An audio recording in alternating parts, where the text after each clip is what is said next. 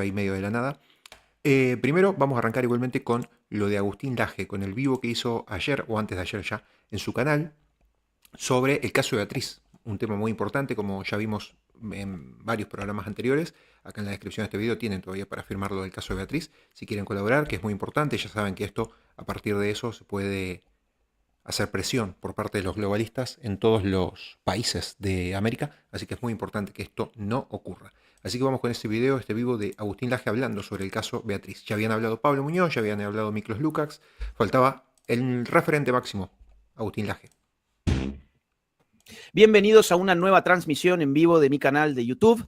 Hoy tenemos un programa de colección, hoy tenemos un programa muy interesante porque vamos a desvelar la manera en que una institución globalista de primaria importancia para nuestro continente está intentando legalizar esa práctica que eufemísticamente podemos denominarla interrupción del embarazo. Vamos a tener que, por lo menos en los primeros minutos de este vivo, que son los que más revisa el algoritmo de YouTube, hablar un poquito en clave o hablar con terminología que en realidad no es la que nos gusta usar, porque nos gusta hablar con palabras mucho más claras, pero ustedes saben que en ciertas plataformas de redes sociales eso no siempre se puede hacer. Quiero, en primer lugar, pedirles que nos ayuden dejándonos un like. Queremos que esta transmisión en vivo llegue a muchísima más gente y para eso necesitamos destrabar el algoritmo recibiendo likes y comentarios en el chat. Por favor, comenten en el chat, cuéntenos desde dónde se están conectando, desde qué país nos están mirando, mándenos un saludo.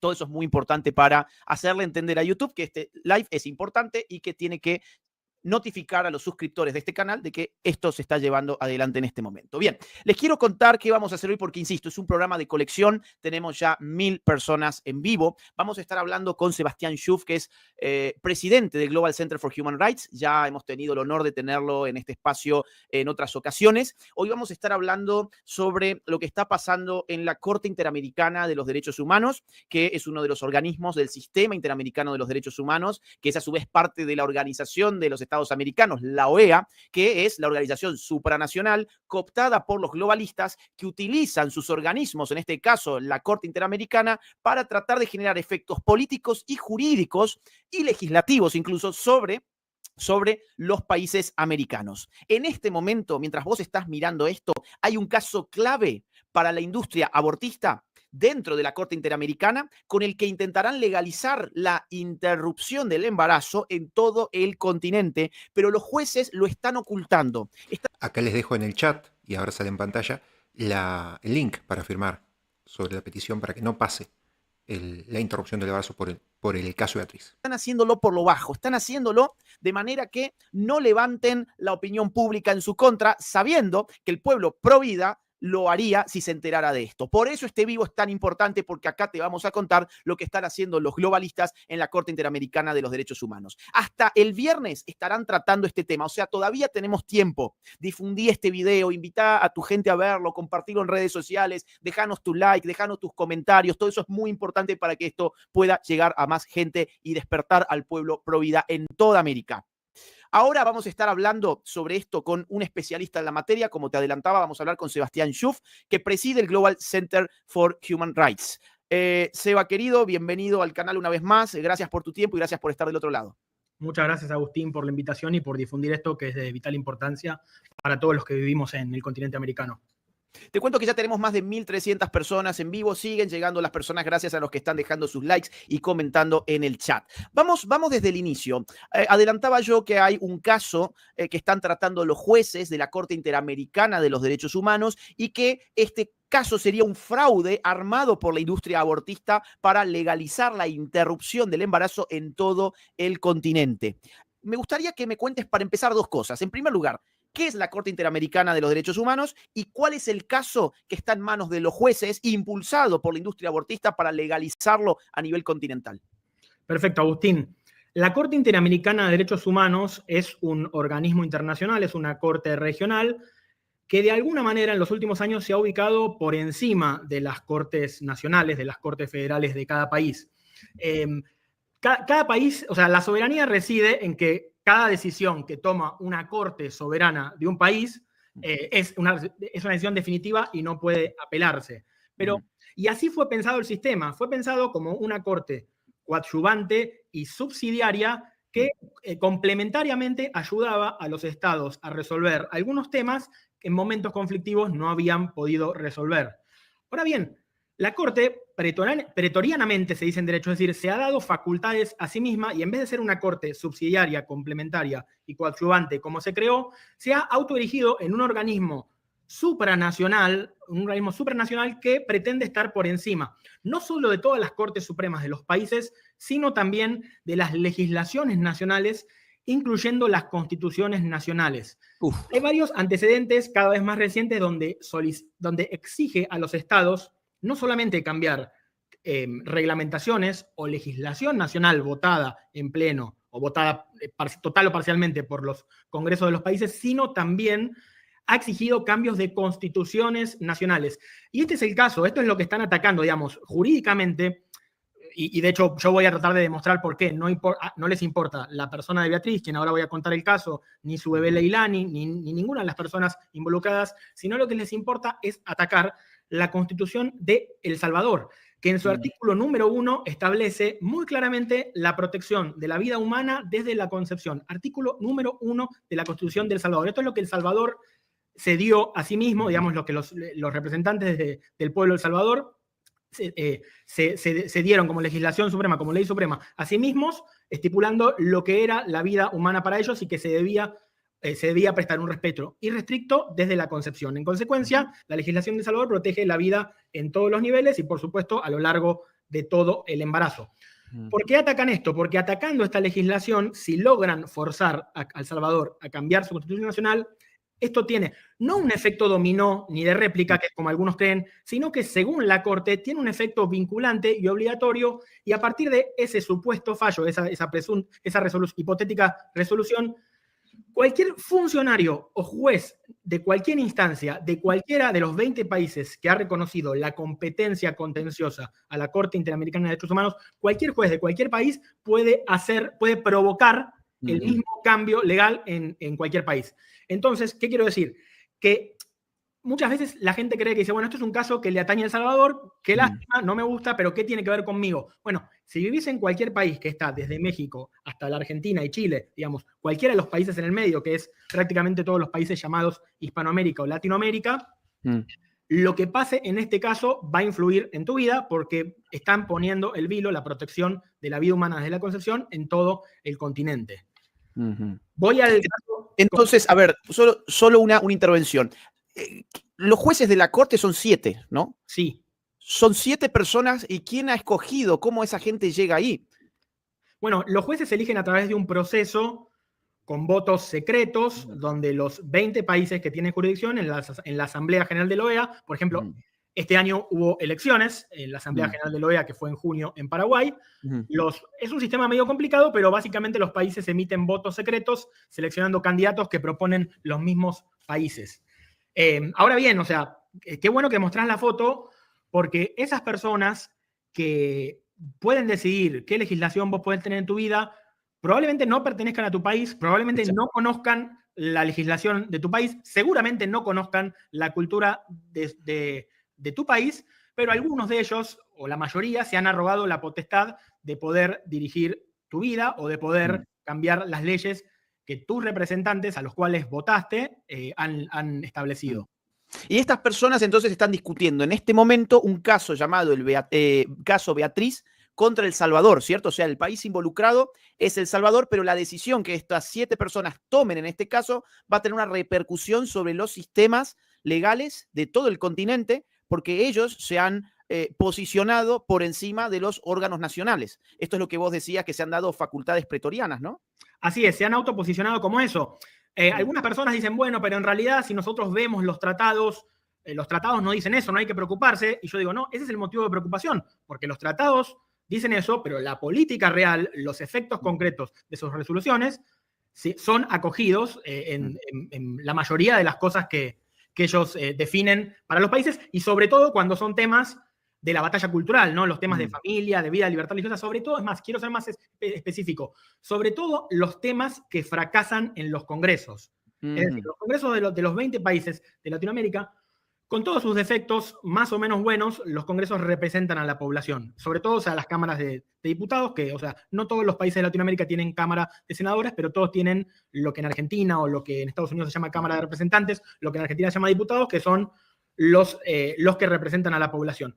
Y la población de América Latina y algunos países del Caribe, digamos, los que están bajo la jurisdicción, en general, tienen una cultura tradicional, arraigada en valores, arraigada en fe, una cultura propia, y nos guste más o menos cómo votan a presidente, los representantes que saben y tienen que bajar al territorio, saben que la gente en el territorio piensa de esta manera. Y por eso, a pesar de la narrativa progresista de que su ideología está ganando e inevitablemente sus llamados avances sucederán, en la práctica pasa lo contrario. En la práctica, en 17 países de los 20, fracasan constantemente este tipo de iniciativas, fracasan constantemente, y solo en algunos, como Argentina, Uruguay, en el caso de aborto, Guyana, son los que a nivel federal ha prosperado el aborto. Ni siquiera en Estados Unidos, no está bajo la jurisdicción de la Corte, pero ni siquiera en Estados Unidos, legislativamente a nivel federal, se ha promovido eso, y es lo que han tenido 50 años de un fallo que en su momento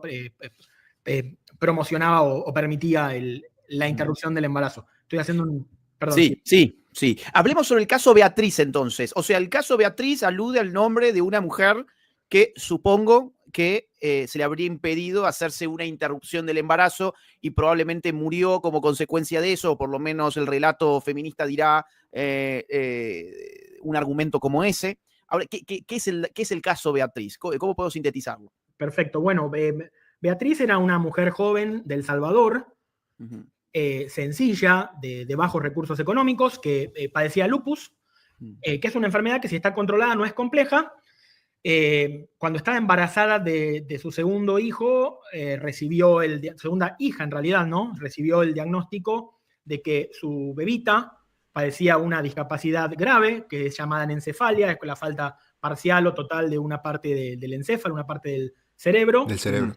En ese momento, activistas feministas y activistas y representantes directos del lobby multinacional abortista la contactaron ilegalmente, abusaron psicológicamente de ella y la traumatizaron con la mentira de que moriría inmediatamente si no firmaba unos papeles que permitían a estos grupos generar una causa legal, un caso legal para discutir la prohibición de la interrupción del embarazo en El Salvador, e incluso a nivel internacional hasta las últimas consecuencias. Esta mujer, aterrorizada y engañada, como lo voy a tratar de demostrar después y mostrar algunos videos, aceptó a eso. Todos los jueces salvadoreños que intervinieron, y el caso llegó en tiempo récord hasta la Corte Suprema de El Salvador, no solo determinaron que su salud no corría peligro actual, había una posibilidad de un riesgo más grande en las últimas semanas del embarazo, que es lo que causa el lupus, y digamos lo que se decidió muy justamente fue un adelanto de parto sin la finalidad de destruir a la niña. Esa niña nació por una cesárea, su mamá le puso un nombre, Leilani, la tuvo en sus brazos unas 5 horas y media hasta que tristemente la beba falleció, y Beatriz también murió, pero murió 4 años y 4 meses después a raíz de un accidente de motocicleta. En un plot twist, digamos, narrativo, el lobby abortista que está atrás, que es demasiado poderoso y te lo quiero graficar después, dice explícitamente, y lo siguen repitiendo estas semanas, de que la causa de muerte fue que le impidieron la práctica de la interrupción del embarazo. Que dicho sea de paso, se hizo una interrupción del embarazo no con la finalidad de eliminar a la niña, sino con la finalidad de tratar de que viva y tratar de eliminar cualquier tipo de riesgo para la vida. O sea, un nacimiento prematuro, forzado, vendría a ser. Sí, no fue tan prematuro, fue un adelanto de parto, digamos. Exacto, para evitar algún tipo de riesgo más grave. Una buena decisión científica, digamos, que procura salvar las dos vidas, que es el lema de la causa pro vida en todo el mundo. Exactamente. Ahora, entonces, tenemos algunos videos, ¿no? Ujú. O sea, ¿querés que mostremos algunos videos o querés contarnos algo más del caso antes de pasar a A ver, yo quisiera decir dos cosas, ¿no? El caso es un fraude y Sí. el caso es un escándalo. A mí no me gusta mucho esa palabra porque suena vieja pelo de cocker enojada, pero yo te voy a mostrar algunas cosas que si no te produce algo en tu alma, lo que te voy a mostrar, bueno, quizás estás muerto por dentro, porque realmente lo que te voy a mostrar no es alguna irregularidad menor, alguna cosa que no entra en la narrativa, sino te voy a tratar de mostrar muy brevemente algunas de las decenas de cosas que muestran que esto es un caso fabricado y los conflictos de intereses, los enormes conflictos de intereses en los que está enredada la Corte Interamericana de Derechos Humanos. Sí, ¿por qué digo que el caso es fabricado? Perdón, Agustín, sigue adelante. No, vamos por ahí, justamente iba a ir a ese punto. ¿Cómo que lo han fabricado? O sea, ¿han habido pasos? ¿Qué tipo de estrategias ha habido? El caso es fabricado porque desde el minuto 2, que es cuando entra el lobby de la interrupción del embarazo, perdón, tengo que practicar. No, está bien. Mira, ya pasados los minutos que han pasado, el algoritmo ya se relaja un poco, entonces si se te escapa, no importa. Tranquilo ahora. Perfecto, bueno. Desde el minuto 2, donde entra el lobby, el caso fue diseñado exclusivamente con la finalidad de provocar una desprotección de la vida humana desde la concepción y durante el embarazo, ¿no? Digamos, la legalización del aborto. Tan es así que una de las artífices de esta trama, ella lo cuenta públicamente y es el video que me gustaría que compartas con tus seguidores. Sí, tenemos ahí, Santi, el video, por favor. Mientras te voy a presentar en unos breves segundos quién es Morena Herrera. En los 90 formaba parte de un grupo guerrillero que se levantaba en armas y atacaba con las armas al gobierno de El Salvador. Luego dejó las actividades cuando terminó la guerra, dejó las actividades, digamos, de guerrilla terroristas y pasó a militar, digamos, estas causas que, bueno, son un poco más lucrativas, quizás. O sea, ella es la que llevó adelante todo el acoso psicológico contra Beatriz. Es una de las principales. Su organización se llama Agrupación Ciudadana por el Aborto Ético, Terapéutico y Eugenésico. Así se llama la organización peticionaria, digamos, que nace la denuncia en la Corte Interamericana de Derechos Humanos. O sea, ¿no? La eugenesia, como vos sabés, Agustín, es seleccionar características genéticas deseables y evitar aquellas percibidas como indeseables y poder decidir quiénes viven y quién no. No tengo que decir a qué corriente política se ascribe esta visión de la vida. Sí, de hecho era, digamos, muy propia de los nacionalsocialistas en el siglo pasado, solo que ahora lo maquillan un poco para disfrazarlo de derechos de la mujer, diversidad, inclusión, pero en realidad estas ideologías eugenésicas han tenido gran y digamos, triste protagonismo en el siglo XX de la mano de los nacionalsocialistas. Ahí tenemos el video, vamos a ponerle play. Adelante, por favor. Fui a ver y ahí me encontré en el correo electrónico de forma anónima que nos estaban enviando un reporte del Hospital Nacional de Maternidad. En el reporte hablaba de que el hospital había pedido permiso al CONNA para la interrupción del embarazo de Beatriz. Hablé con Sara García y me dijo, mire, yo tengo el mismo apellido que ella. Voy a llamar a una enfermera del hospital que ha colaborado con nosotras. Y le digo a Sarita, fíjate dónde dice que vive. A las 7 de la noche me estaban llamando y me dicen, mira, estamos a 10 pasos de la casa de la mamá de Beatriz. Aquí con vos y vamos a hacer un acuerdo ético de que nosotras no vamos a supeditar la lucha por los derechos de todas a la lucha por tu vida. El martes, un abogado de la Agrupación Ciudadana se fue con Beatriz al Hospital de Maternidad. Háganle el procedimiento de interrupción del embarazo a Beatriz. Nosotras no vamos a decir nada, no vamos a hacer nada que haga parecer que en el hospital lo han realizado. Hay que apoyar que ella cuide su salud y salve su vida. Repetime, ¿quién es esta mujer entonces, para que le quede claro a la gente? Esta mujer es Morena Herrera, ex guerrillera del Frente Farabundo Martí, que se levantó en armas contra el gobierno y terminó en una guerra civil y ahora se dedica, fundó la Agrupación Ciudadana por la Despenalización del Aborto Ético, Terapéutico y Eugenésico. Y a ver, quiero, no sé si se escuchó del todo, pero quiero resaltar 3, 4 cositas bien rápido. primero, o sea, se presentaron falsamente como un familiar y lo declara ahí muy libremente. El mismo día que ella se entera del diagnóstico muy terrible, ¿no? Que recibe una mamá, le cayeron a la casa y le dijeron que se iba a morir, lo cual era médicamente totalmente falso, como también se demuestra después. Quisieron hacer un aborto clandestino, le mandaron un abogado a decir que eso estaba autorizado falsamente para que lo hagan igual, pero lo peor de todo, no sé si se entendió bien el alcance de lo que dijo, pero le dijeron, vamos a hacer un acuerdo ético.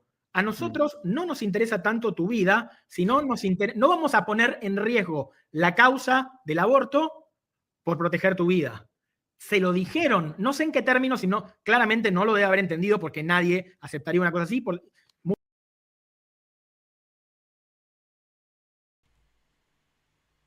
A ver, estoy con un problemita de internet.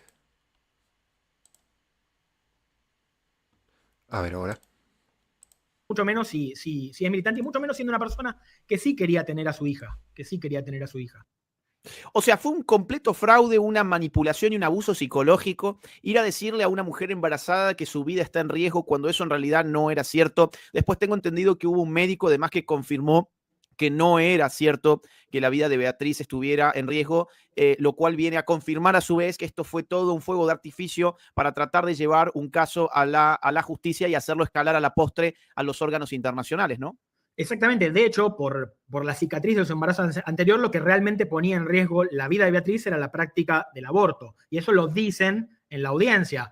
Según las pruebas clínicas, nunca estuvo en riesgo inminente de muerte. Aún así, el lobby abortista insistió en una práctica que ponía en riesgo su vida. Un aborto podría haberla matado. Y lo que más le hizo sufrir a Beatriz, fue el trauma por el falso miedo a morir que le infundieron las organizaciones abortistas. Y eso hay un video de uno de los médicos del hospital que la atendió y que testificó en la audiencia ante la Corte Interamericana. De hecho, vamos a ver dos fragmentos de un médico que testificó en este organismo del Sistema Interamericano de los Derechos Humanos, donde explica que en realidad la vida de Beatriz en su segunda gestación no estaba en riesgo. La vida de Beatriz no estaba en riesgo. Dani, vayamos con ese video, por favor, para que lo mire también nuestra audiencia. Tenemos varios fragmentos muy interesantes sobre todo este enorme fraude que se está gestando al nivel de la Corte Interamericana de los Derechos Humanos para forzar una legalización del aborto encubierta en todo el continente. El día viernes, tengo entendido, ¿no?, que tenemos tiempo hasta el viernes para levantar la voz porque en este momento los jueces están discutiendo, tratando de no hacer ruido sobre este caso. A ver, ponele play a este fragmento, dale. Y ponele sonido, que no lo tiene. Durante la segunda gestación de Beatriz, ¿su vida estuvo en riesgo? La vida de Beatriz en la segunda gestación nunca estuvo en riesgo. ¿Recuerda algún médico que durante el embarazo de Beatriz, recuerda si algún médico durante el embarazo de Beatriz le dijo que procedía a la terminación del embarazo o un aborto porque su vida estaba en riesgo? Eso no recuerdo jamás haberlo escuchado yo durante la atención del caso de Beatriz. Bueno, ahí está, clarísimo, nunca estuvo en riesgo la vida de Beatriz, fue todo un invento de estas organizaciones que responden a la industria abortista, que encima, vamos a subrayar una vez más, están comandadas, en el caso de la señora que también acabamos de escuchar, por una mujer que era guerrillera, despreciaba la vida humana, izquierdista, por supuesto, de las guerrillas de izquierdas, y ahora, bueno, reinventó su vida como militante feminista y abortista. Vamos a ver otro fragmento, Dani, el que sigue, por favor, donde escucharemos... Sí, perdón. Sí, no, antes que lo pases y que cuentes sobre qué se trata o que lo vea la audiencia, quiero hacerte también una muy breve presentación del doctor que testifica, que vamos a mostrar el extracto ahí, el doctor Ortiz. El doctor Ortiz en este momento, por lo menos durante mucho tiempo, yo creo que sigue actualmente, trabaja para IPAS. IPAS es uno de los denunciantes, se llama peticionario, es uno de los que empuja la causa a nivel internacional, aunque también lo hizo a nivel nacional, tengo entendido.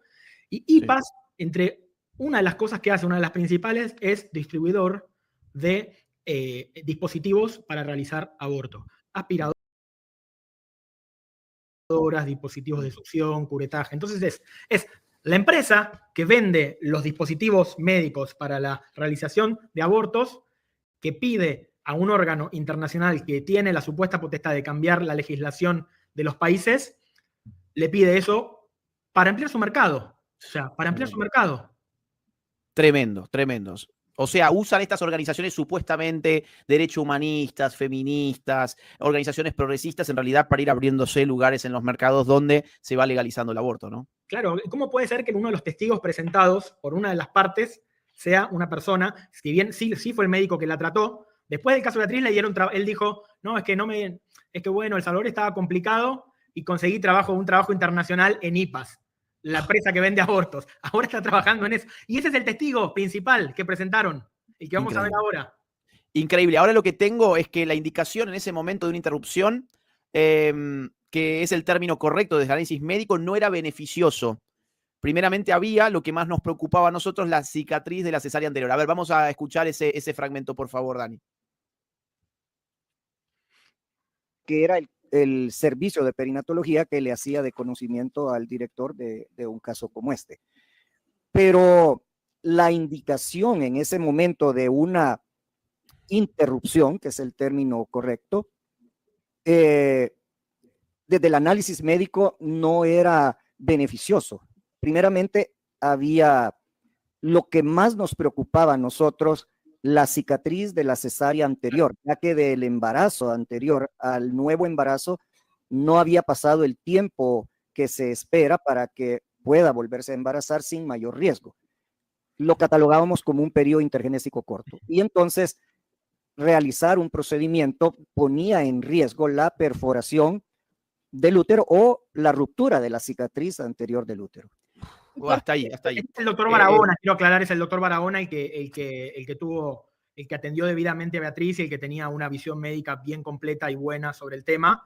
Y yo te comentaba, no importa si no se pasa, pero bueno, te quería comentar que el testigo era el doctor Ortiz, no es la persona que pasó recién. No sé si hay otro video. Sí, a ver, tenemos ya videos de Guillermo Ortiz. Quien acabamos de ver es en realidad un médico que fue el que llevó, entiendo, el caso médico de Beatriz, y es quien testifica dos cosas: que no hubo necesidad de que la vida de Beatriz no estaba en riesgo, por un lado, y por otro lado que hacerle un aborto era poner en peligro su vida. ¿Es correcto esto, Sebastián, no? Así es. Ortiz también fue su médico, de hecho fue su médico principal, el que ahora está trabajando para IPAS.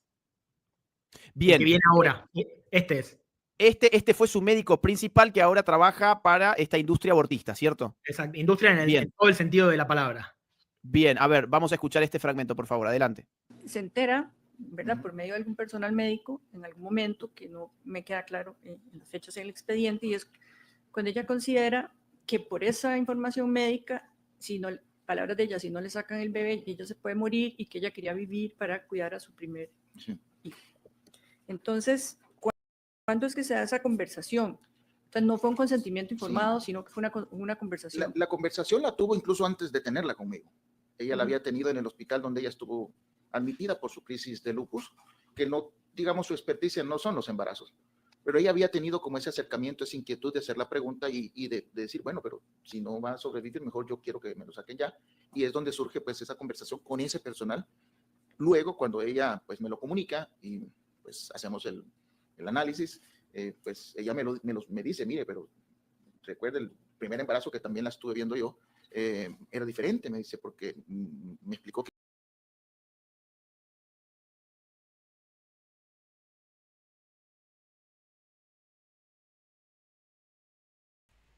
se traba un poquito el video porque estoy en otra ventana viendo en Twitter las últimas noticias sobre el caso de Beatriz. En Global Center for Human Rights, justamente estoy viendo el Twitter de acá donde ponen noticias, que son las mismas noticias que están en casobeatriz.org. Y ahora que pues mi hijo no va a vivir, no tiene sentido. Pues yo le dije, la verdad que tiene mucha lógica lo que me está diciendo, pero déjeme ver cómo le podemos analizar su situación con un grupo de médicos, porque pues usted sabe que eso no es permitido por ley en el país, pero igual su situación es muy especial y la vamos a analizar para escuchar otras opciones con el grupo médico. ¿Por qué quiero mostrar? Perdón. A ver, sí, hasta ahí llega. Sí. Agustín, porque, a ver, la pregunta de la jueza fue muy buena, digamos. ¿Quién le dijo a Beatriz que se iba a morir? Y o sea, entonces el doctor y los abogados del caso o le mintieron descaradamente a los jueces, porque ahí, viste, nunca dice que fueron ellos, porque es una indicación médica mala y falsa, o hicieron mala praxis, intentaron hacer mala praxis, como era la práctica de un aborto. Yo creo que las dos cosas en realidad. Nunca nadie se animó a decir en el juicio quién traumatizó a Beatriz con la mentira de que si no le sacaban al niño, palabras textuales, se iba a morir. O sea, a ver, esto entonces fue un invento de quién, porque no llego a entender el caso. A ver, o sea, quienes dicen esto son las organizaciones feministas y abortistas. Sí. De hecho, en el video anterior, en el momento que Morena Reina cuenta, es parte de un video más largo que está en acceso público, donde ella cuenta cómo engañaron a todos, le cayeron a la casa de improviso, le dijeron que se iba a morir y que por eso tenía que pedir el aborto. Cuando la jueza le pregunta dónde está la indicación médica de eso, Ortiz, el testigo principal del otro lado, no dice nada. Ok, se lava las manos. Se lava las manos, pero o sea, esto es una especulación, pero digo, porque no he estado en esa sala médica, pero evidentemente les mintió a los jueces, porque evidentemente le dijeron a Beatriz una cosa distinta. Hablemos sobre el tema financiamiento. Vos dijiste recién que la Corte tenía conflictos de intereses. Claro, vemos que acá hay industria abortista que maneja grupos feministas, que trata de crear casos, pero ¿por qué la Corte tiene también conflictos de intereses con esto? Qué bueno, Agus, que preguntas eso. Para mí, para empezar, te pediría si no podemos compartir un cuadro. Poné, por favor, Dani, el cuadro que tenemos ahí apuntado en la pantalla. Lo que hicimos ahí vamos a estar viendo una tabla. Fue revisar todos los informes públicos sobre financiamiento de 1, 2, 3, 4, 5, 6 organizaciones. No sé, ahí se ve bien. 6 organizaciones. Hace poco me preguntaron, de un país me preguntaron, bueno, pero ¿cuál es la fuente de eso? Y le digo, mirá, o sea, entras en la página casobeatriz.org/financiamiento, todo lo que acá ven en azul son los hipervínculos activos, donde pueden entrar y ver cada documento por sí mismos. Digamos, todo esto está de la derecha, son, digamos, de los propios informes de la Corte Interamericana y de la CIDH, y de la izquierda de los acuerdos públicos de las propias organizaciones. Agustín, este cuadro es todo. Este cuadro es elocuente por sí mismo, igual lo voy a explicar un poco. Sí. Pero este cuadro es la pauta hermenéutica con la que hay que tratar de entender por qué la Corte está reaccionando de esa manera. Sí. Yo no sé qué van a decir los jueces, porque decidieron deliberar en secreto. Todos los jueces. La Corte tiene la costumbre de mandar un detalle público, digamos, por correo electrónico y otros medios, por todos los medios, publica qué casos va a deliberar. Por primera vez en la historia, desde que publican esto, no han publicado nada.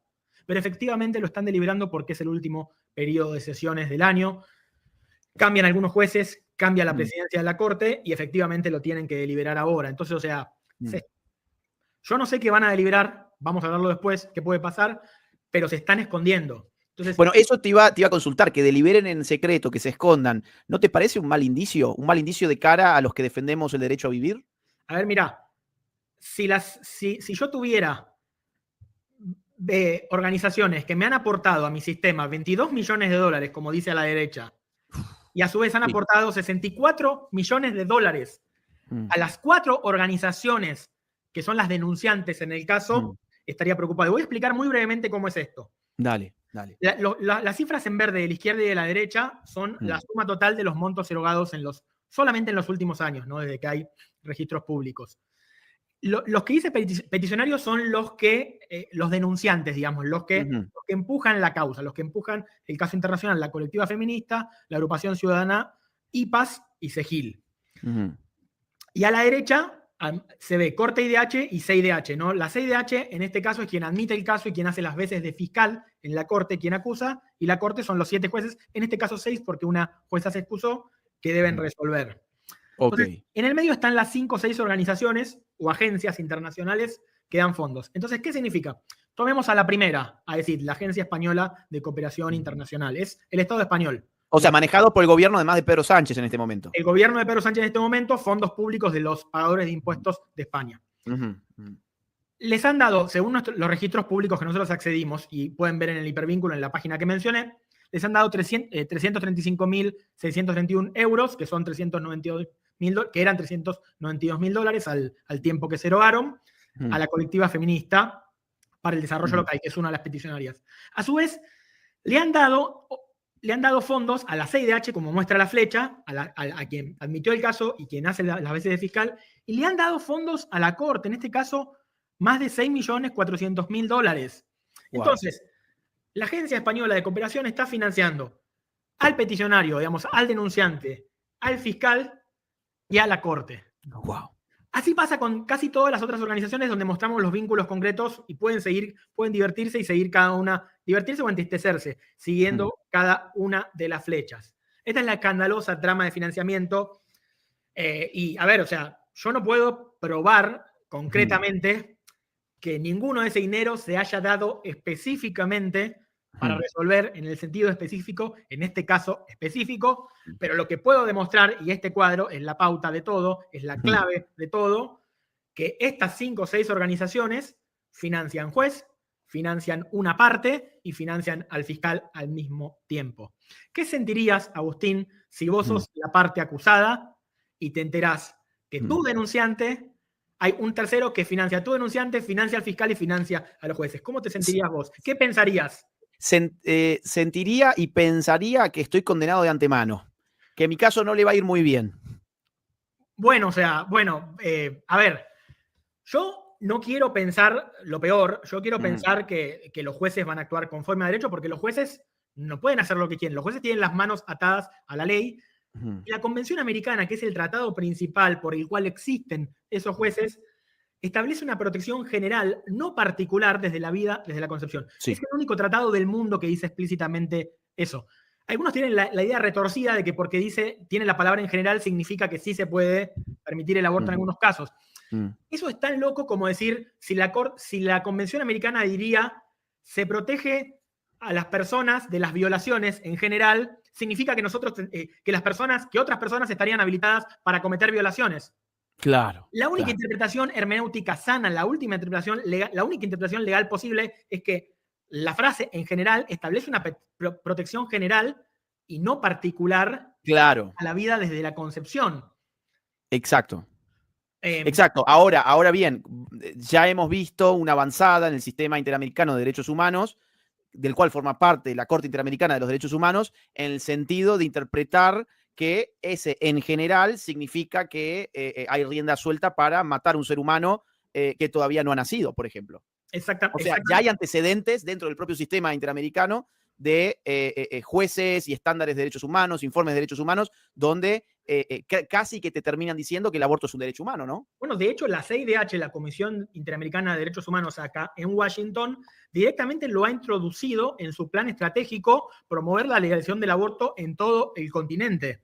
Está dentro de su plan estratégico, como si la Comisión Interamericana, en vez de haber sido creada como fue para ayudar a los países a resolver asuntos de derechos humanos en los momentos que los países no tuvieran los medios para hacerlo, la CIDH se cree que es un ente supraestatal con la posibilidad de decirle a los países no solo qué cultura tienen que tener, sino qué leyes tienen que tener.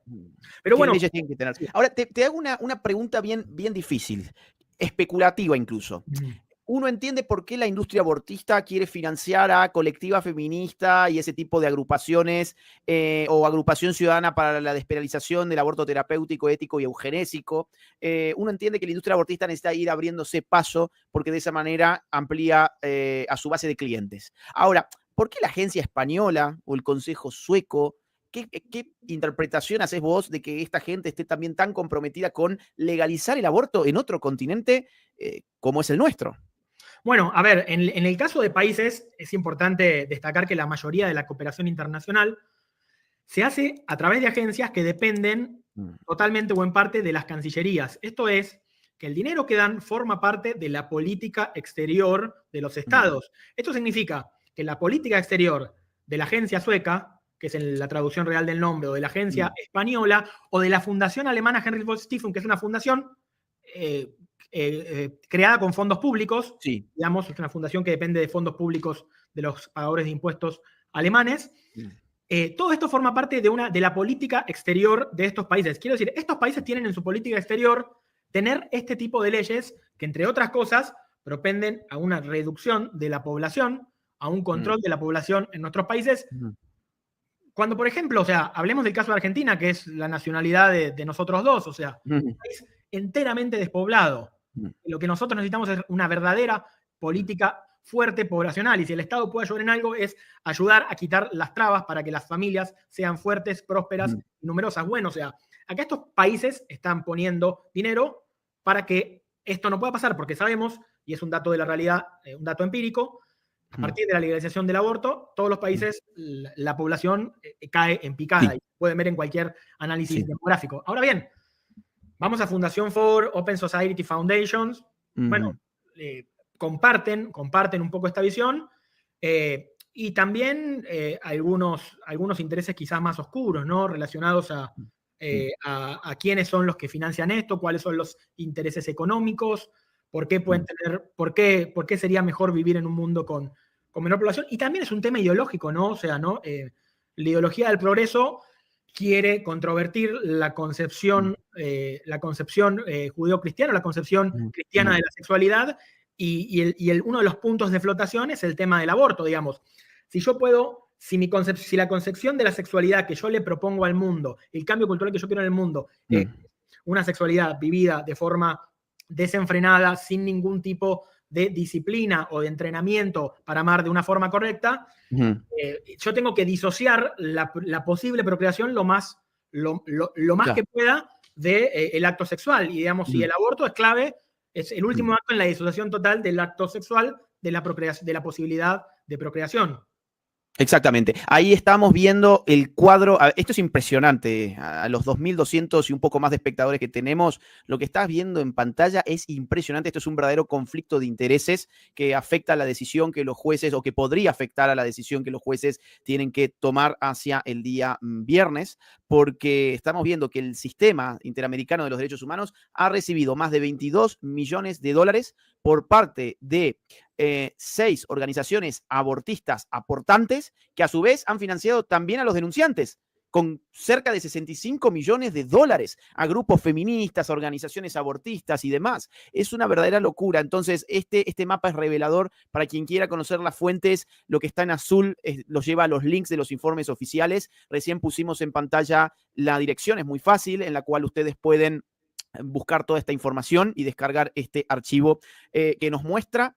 Es una verdadera radiografía del fraude que se está generando a nivel internacional con el caso del aborto a través de organismos globalistas, como en este caso es la Corte Interamericana de los Derechos Humanos. Y vamos al punto de la sentencia, Seba. Sí. ¿Cuándo vamos? Sí, adelante. Así es, no, te digo, o sea, complementando lo que decís, a pesar de todo este panorama desalentador, el gobierno de El Salvador hizo una defensa impecable, como nunca antes se vio en un foro internacional. Invito a los que quieran, pueden buscar las audiencias, sobre todo el segundo de audiencias, están publicadas en YouTube, en el canal de YouTube de la Corte Interamericana.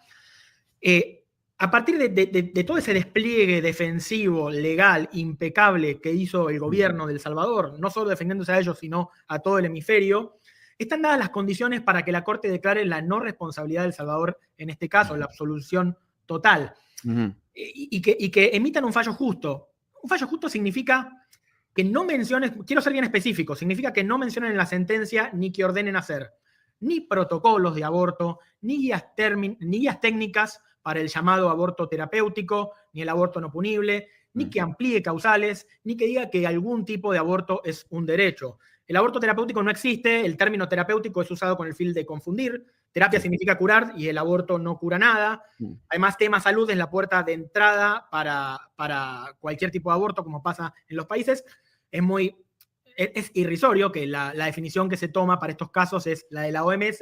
La definición de la OMS de salud causa risa porque es el estado de completo bienestar físico, mental, social, espiritual y emocional. Esto significa que los organismos internacionales piensan que todos estamos enfermos, porque nadie está en completo estado de salud físico, mental, emocional, al 100%. Nunca. Social también mencionan salud social. Salud social también, ¿no? Bueno, y cosas que son totalmente, que pertenecen al terreno de la autopercepción. Ahora bien, si en este caso resuelven mal, se abren unos interrogantes de mucha gravedad en este momento político. Digamos, el primero es, ¿cuál es el sentido de tener una Corte Interamericana? ¿Cuál es el sentido de tener una Corte que legisla en contra de lo que dice tu Constitución Nacional? Y quiero contar algunas cosas, Agustín. Sí. Varios presidentes, varios mandatarios, algunos directamente y otros por terceras personas, nos han expresado preocupación por el abuso que hace la Corte de su mandato en general y específicamente por este caso. Y podrían pensar en una acción conjunta para limitar sus excesos o incluso salirse de su jurisdicción. Esto es algo que hasta se ha hecho públicamente, o sea, el presidente de Costa Rica lo ha dicho públicamente y pensemos que, el presidente actual de Costa Rica, pensemos que Costa Rica es la sede de la Corte Interamericana. El presidente de El Salvador, Nayib Bukele, ha hecho muchas declaraciones en ese sentido. Sí. El presidente Javier Milei ha firmado una carta de puño y letra dirigida, cuando era legislador, dirigida específicamente a los jueces por este caso concreto. Y otros mandatarios están sensiblemente preocupados por las repercusiones que puede tener este fallo en su población y en su legislación nacional.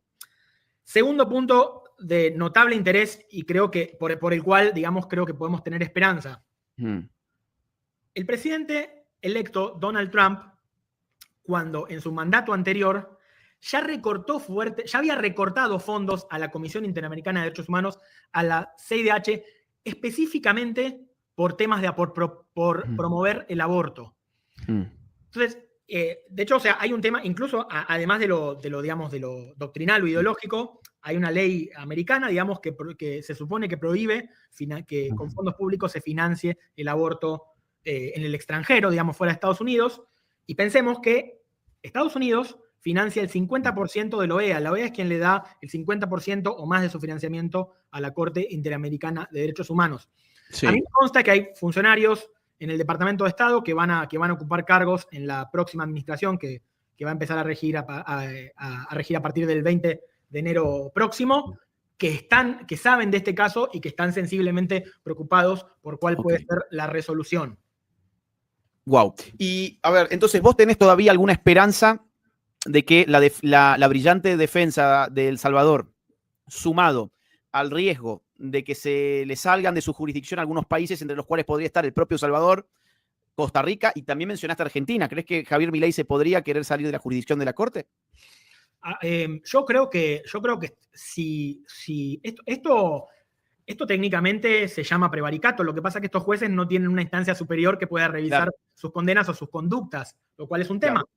Aunque siempre existe la posibilidad de llevar el tema a los órganos internacionales y hacerles rendir cuentas. No por el contenido de sus sentencias, porque están blindados, porque la Convención dice que no pueden ser, digamos, perseguidos o molestados por el contenido de sus sentencias, pero, digamos, esto podría incurrir en lo que se llama prevaricato, que es cuando un juez falla contrariamente a lo que dice la letra de la ley.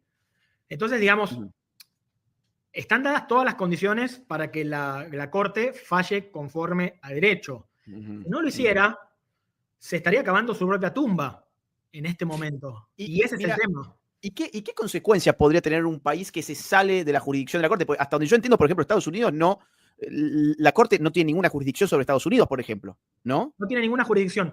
Mira, lo único que tiene la Corte y lo único que siempre vivió la Corte es de su prestigio.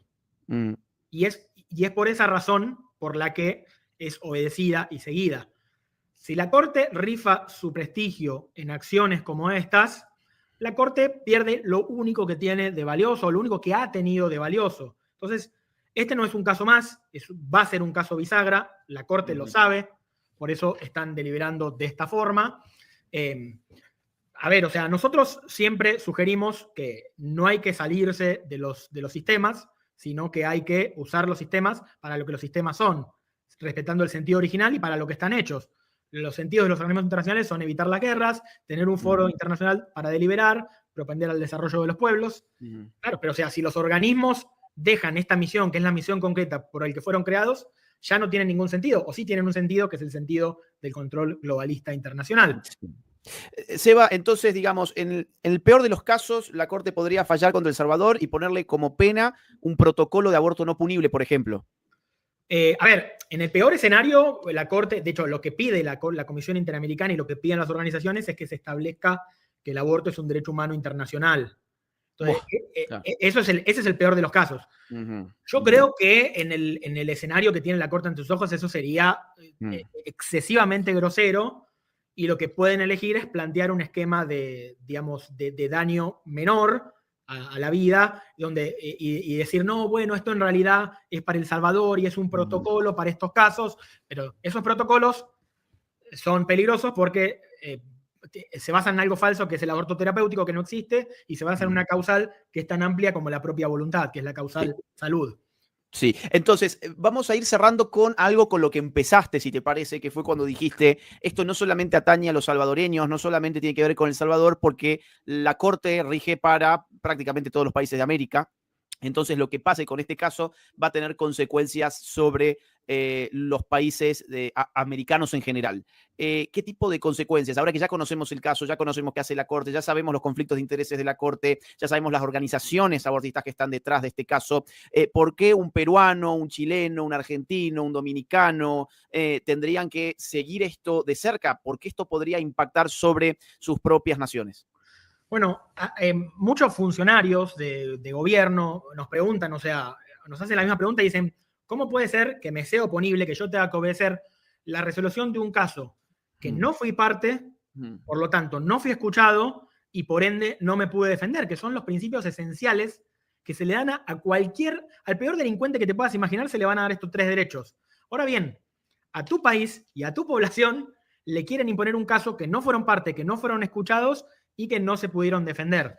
A través de la creación de un concepto que le han llamado control de convencionalidad, que la Corte se autoproclama, perdón, la Corte estipula que cualquier funcionario o cualquier juez de cualquier país de los 20, en realidad a veces la Corte se ha animado a decir de los 35 países del hemisferio, desde Canadá hasta Argentina y Chile, cualquier resolución que tenga la Corte, en cualquier caso es obligatorio. Nosotros no somos más una corte subsidiaria, complementaria y coadyuvante, nosotros somos una corte supranacional y tenemos el derecho a decidir la legislación de cada país. Eso es lo que la Corte ha dicho a través de sus fallos y es la doctrina que la misma Corte ha expresado. Por eso este caso, en realidad, no es el caso Beatriz versus El Salvador, es el caso Beatriz, porque va a implicar directamente lo que se resuelva en este fallo, va a tener implicancias concretas en la vida de todos los habitantes del hemisferio y específicamente de todos los habitantes de Hispanoamérica.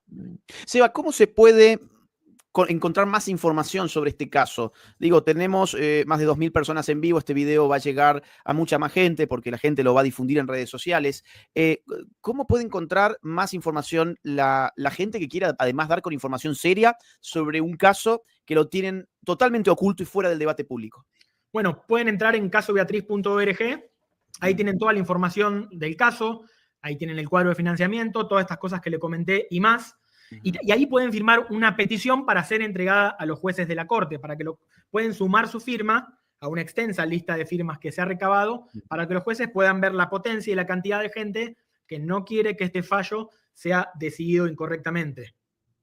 Excelente. Entonces, todos, por favor, firmen en casobeatriz.org para hacerle llegar una petición provida a los jueces. Tenemos muy poco tiempo. Esto cierra el viernes, ¿cierto? Sí, cierra el viernes, pero sin embargo, a raíz de la opacidad provocada o que deliberadamente están mostrando en este momento, podemos esperar varios meses el fallo. O sea, sabemos que lo están deliberando ahora, pero tener la resolución puede ser este viernes, el siguiente mes o en 2 o 3 meses, ¿no? Porque no sabemos qué puede pasar. Ahora, lo que yo quiero destacar, o me parece interesante reflexionar con vos, cuando decidimos fundar Global Center for Human Rights hace 3 años, uno de los principios que unió a diversa gente que quisimos empezar esto fue, estamos hartos de estar a la defensiva, vamos a jugar a la ofensiva, digamos, tenemos que empezar a mostrar, a exhibir qué es lo que está pasando, tenemos que empezar a ayudar a defender correctamente estos casos, tenemos que empezar a concientizar a los políticos, a los legisladores, a los presidentes de lo que está pasando. 3 años después, la Corte se está escondiendo y está preocupada por lo que pueda pasar. Por supuesto, no es el trabajo de una sola persona ni de un grupo de personas. Gracias al trabajo de mucha gente, y vos tenés una parte que para mí es muy importante en todo esto, pero la gente ha empezado a tomar conciencia, la marea ha cambiado, no creo que es temporal, y este es el momento para empezar a cuestionar el poder omnímodo que estos organismos se están arrobando. Yo de momento no quisiera encabezar una casa de brujas o la eliminación de estos organismos, Pero hoy por hoy en manos de los jueces está, digamos, qué futuro quieren para los organismos internacionales, para las cortes internacionales. Si van a seguir siendo, si quieren seguir siendo empleados de ONG opacas, oscuras, que no sabemos por qué bien están financiando todo esto, o quieren realmente ser lo que fueron, digamos, organismos creados por los países para dialogar, para promover la concordia, la paz y el desarrollo de los pueblos.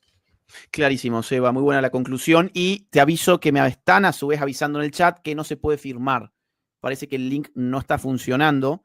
Si querés chequearlo en tu propia computadora, por las dudas, no lo hayan volteado. Entonces, o por ahí nosotros lo hemos puesto mal, no sé. Pero voy a probar ahora mismo. Este que tenemos acá. Dice que han bloqueado la página, está saturada la web. Me dice mira, quizás que eso puede ser la cantidad de gente que ha ido al mismo tiempo, debe ser. Puede ser, o capaz que puede ser un ataque, no sé. O un ataque, una de dos. Puede ser porque los servidores no deberían tener este problema con este tipo de gente. Pero bueno, muchas gracias. Vamos a investigar qué es y pronto estará rehabilitada. Mira, te digo, a ver, visto desde las dos posibilidades, si es un ataque, ladran Sancho. Y si es que se saturó por la cantidad de gente que nos está mirando y fueron al mismo tiempo a la página, bueno, en buena hora que la gente esté tan comprometida con la defensa de la vida y haya acudido a firmar. De cualquier manera, le sugerimos a la gente que quería firmar que lo intente dentro de algunos minutos. El equipo técnico va a estar en esto, intentando restablecer el sitio, y es realmente muy, muy importante para la causa Provida que ustedes firmen y que se interioricen en el caso. Por lo tanto, les invitamos a que dentro de un rato, a más tardar mañana, puedan volver a ingresar a la página del caso Beatriz. Así que, bueno, Seba, te agradezco muchísimo tu tiempo. Gracias por la información y gracias sobre todo por lo que están haciendo. También aprovecho para invitar a la gente a seguir en las redes sociales al Global Center for Human Rights. Ya voy a estar mostrando su Instagram en unos minutos nada más para que los puedan seguir por ahí. ¿Y tienen alguna otra red social, Seba? Tenemos Twitter, X, sí. Y un canal de YouTube también. Bien, vamos a estar mostrando en instantes nada más eso. Yo ya te libero, Seba, querido. Te mando un gran abrazo y estaremos atentos a las novedades también. Muchísimas gracias, Agus. Espero verte pronto. Igualmente, gracias. Para la gente que se queda unos minutos más, Dani, querido, por favor, busquemos el Instagram del Global Center y además lo de mis conferencias en Perú y en México. Tenemos conferencia en Arequipa y en Lima, en una gira que voy a estar haciendo. Aquí está la página. En nada, chicos. Yo tengo que ir a tomar ahora el vuelo dentro de muy poquitas horas. Tengo que terminar la maleta y irme al aeropuerto. Acá tenemos Lima, sábado 30 de noviembre. Voy a estar el sábado 30 de noviembre en Lima y en Arequipa, la próxima, por favor, es el día viernes 29. A ver, dale a la próxima, por favor. Ahí está. No, el jueves, perdón. Jueves 28 de noviembre tenemos en Arequipa. Bueno, en estos momentos Agustín Laje está en Perú disertando estas conferencias en Lima y en Arequipa. Se han vendido. Así que quedan muy poquitas. No se demoren porque si no se van a quedar sin ingresar a la conferencia. lageperú.com. Las redes sociales, mejor dicho, del Global Center, que también es muy importante que lo sigan, porque ahí van a tener mucha información y está haciendo un trabajo excepcional el equipo del Global Center contra los globalistas que están metidos en este tipo de organismos de los cuales estábamos hablando hoy. Gira en México, Ciudad de México, el día viernes 6 de diciembre. En pantalla tenés números para poder contactarte y reservar tu entrada. El acceso es limitado, también quedan muy poquitas entradas, así que si nos estás mirando de México, apúrate, contactate a esos números y adquirí tu entrada. Vamos a la próxima. Tenemos también en Morelia y en San Luis Potosí. Ahí estamos en Morelia. No sé qué está pasando con la computadora de mi amigo Daniel, pero creo que le vas a tener que pasar un antivirus o algo por el estilo, porque no puede estar más trabada esa computadora. No llegamos a verla, está completamente trabada. Ahí está. Jueves 6, ¿qué es eso? Jueves, yo estoy cada día más ciego, además. Jueves 5 de diciembre. Es el internet. Ok. Mejor, porque peor es cuando es una falla del equipo en sí. Jueves 5 de diciembre, conferencia en Morelia. Ahí aparece también una página para poder adquirir tus boletos, agustinlagemorelia.boletopolis.com, está en la pantalla. Te invito a que saques también con tiempo tus entradas porque tampoco quedan muchas. Vamos a la próxima, San Luis Potosí. Voy a estar también en San Luis Potosí. Ahí está, miércoles 4 de diciembre y tenés una página para sacar tus boletos y un número de contacto Si hay para alguien más de información. México, Bien, se está todo está en enterando la que Agustín pantalla. va para allá Así que los espero en en 7 estas días. giras, que insisto, faltan muy pocos días, así que ya quedan muy poquitas entradas, apúrense. Dani, vamos al Instagram, por favor, del Global Center for Human Rights, así le mostramos al público rápidamente y así como no pudieron ingresar en la página del caso Beatriz, al menos tómense un segundo para seguir al Global Center en Instagram y en todo caso en algunos minutos probar de nuevo ingresar a la página del caso Beatriz para poder firmar, que eso es muy, muy, muy importante. Bien, a ver si logramos poner, a ver, acá me parece que está. ¿Qué ocurre, che? Ahí está. Global Center for Human Rights, ahí está escrito para que ustedes mismos lo puedan copiar y puedan seguir al Global Center, que realmente vale muchísimo la pena lo que están haciendo y de las cosas que nos están informando. Bien, ahí está, instagram.com/Global Center for Human Rights. Bien, también lo pueden encontrar con el mismo nombre en X, ¿ok? Nada más, hasta acá llegamos. Tengo que leer algunos mensajitos que me han mandado por super chat.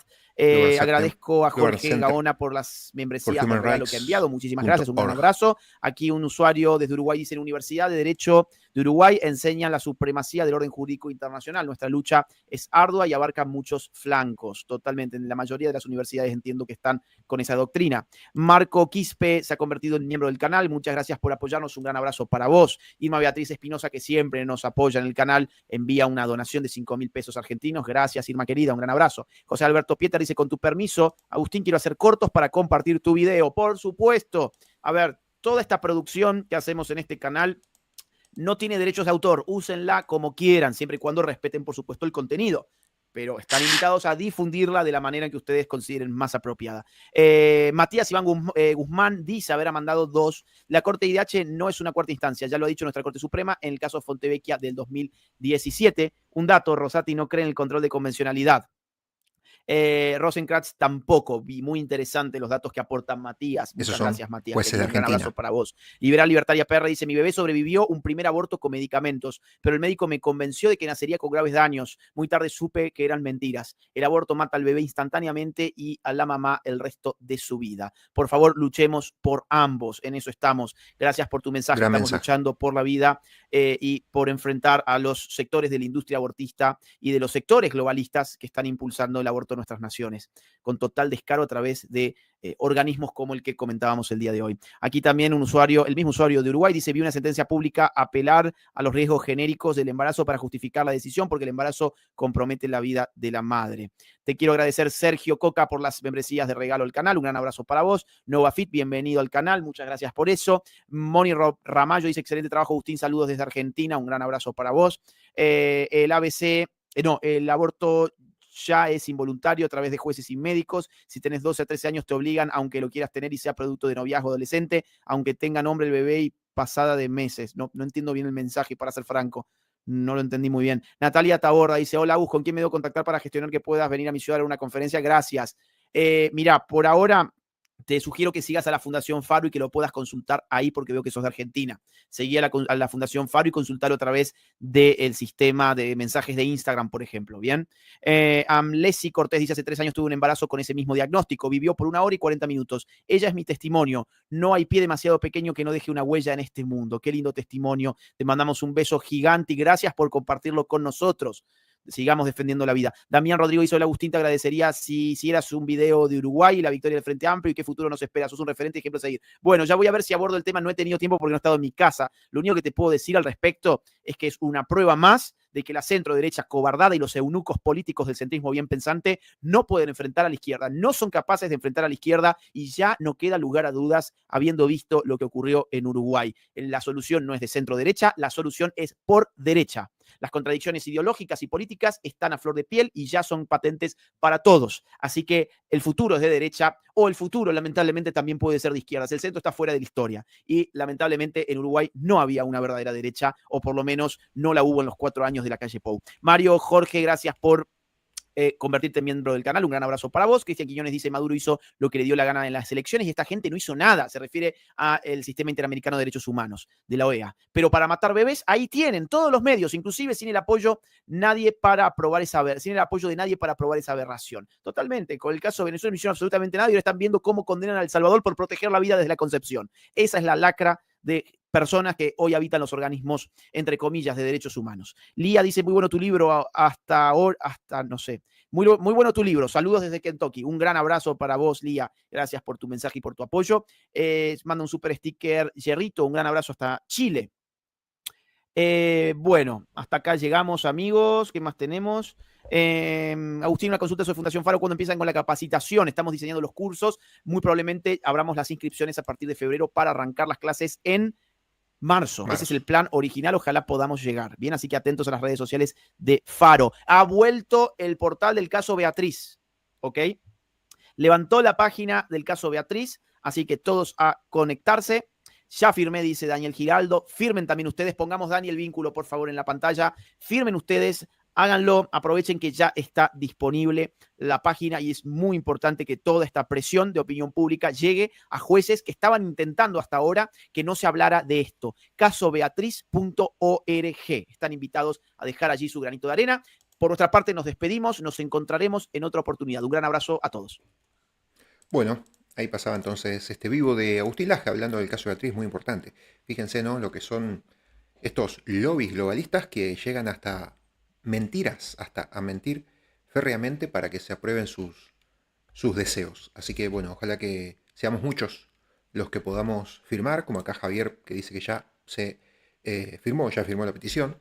Yo ya lo hice por 2, como el otro día les mostré, ya había firmado yo por mi cuenta y después firmé también por la cuenta de mi hermano, vamos a decir así. Y bueno, es muy importante que se sumen a firmar, porque cuantos más seamos, más fuerzas vamos a representar para que esto tenga presión y pueda llevarse a cabo de la manera que debe llevarse, con la realidad, con la verdad y no con mentiras falsas que buscan matar seres humanos.